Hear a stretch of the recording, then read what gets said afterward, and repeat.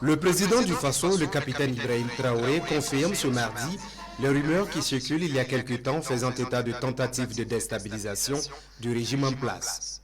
Le système de surveillance et de veille a permis de pister les commanditaires et même de mettre aux arrêts certains d'entre eux. Ils sont aidés dans leur projet de déstabilisation par des officines basées à l'extérieur selon le chef de l'État. Depuis très longtemps, nous suivons effectivement une cellule dans un pays voisin qui est dirigée par des services de renseignement occidentaux, dirigés principalement contre notre pays, et les opérations devraient principalement commencer en fin mai. Ça devait consister donc à une guerre de communication intense contre notre pays, ce que vous avez suivi.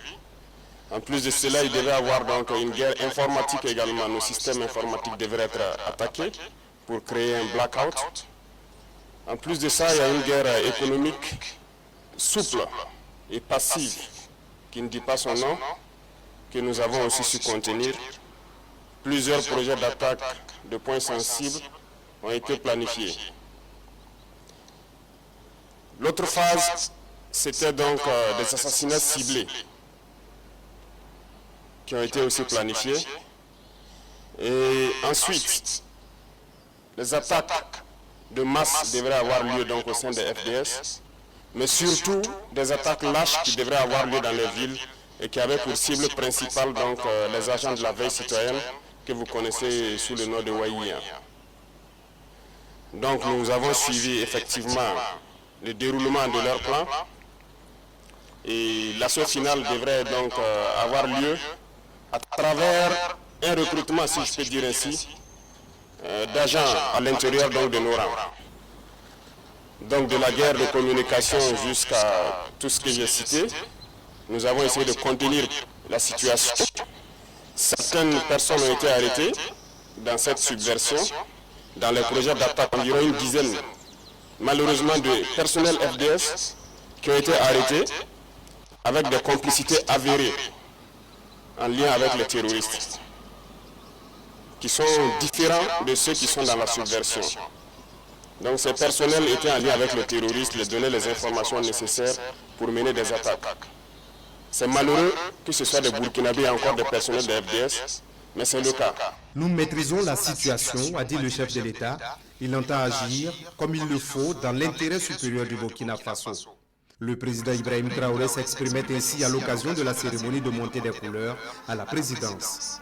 C'est aussi un moment de rétrospection au lendemain de la célébration de l'avènement de la Révolution démocratique populaire le 4 août 1983, mais également du 5 août 1960, date de la proclamation de l'indépendance de la Haute-Volta.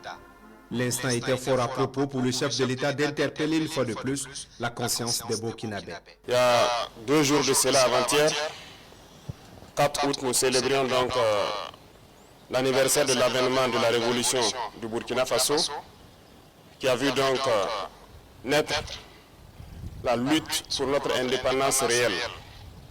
Le 4 août 1984, le nom Burkina Faso est né avec le drapeau que nous venons de monter, les armoiries, l'hymne national, tout a été changé. C'était un espoir de pouvoir donc donner un souffle nouveau à notre pays. C'était bien sûr à la veille du 5 août qui consacre donc la proclamation de l'indépendance qui nous a été donnée donc en 1960. Alors je souhaite que nous puissions travailler et faire en sorte que l'année prochaine, à cette même célébration, que nous soyons en train de consolider l'indépendance réelle que nous sommes en train de nous battre aujourd'hui pour acquérir. Que chacun s'y mette, parce que l'indépendance ne se donne pas, ça s'arrache. Et c'est cette lutte que nous sommes en train de mener actuellement. Le capitaine Ibrahim Traoré exhorte le personnel de la présidence ainsi que l'ensemble du peuple à s'engager et à travailler pour une réelle indépendance du Burkina Faso. Il souhaite que les célébrations de l'année prochaine soient celles d'un Burkina Faso libre et souverain.